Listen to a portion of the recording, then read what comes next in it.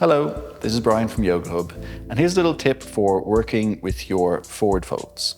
So sometimes in standing forward folds, we can get a little bit obsessed with what's going on at our knees, but I think a more effective way to approach these is to think of them as trying to lengthen the whole back of your leg. So basically running from the back of your ankle all the way up to the back of your hips. And a good way to do this is actually focus on moving forwards.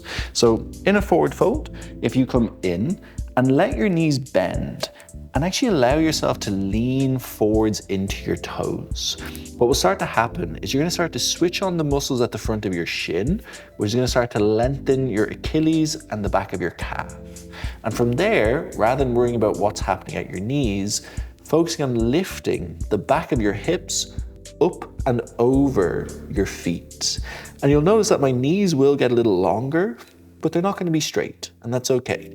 I'm focusing more so on shifting my weight forwards and almost trying to get my hips up and over my heels. So basically lifting the top of the back of my leg away from the bottom of the back of my leg.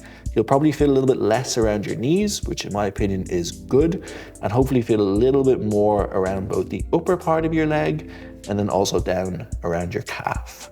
So, forgetting a little about your knees and instead embracing the forward nature of your forward fold can be useful.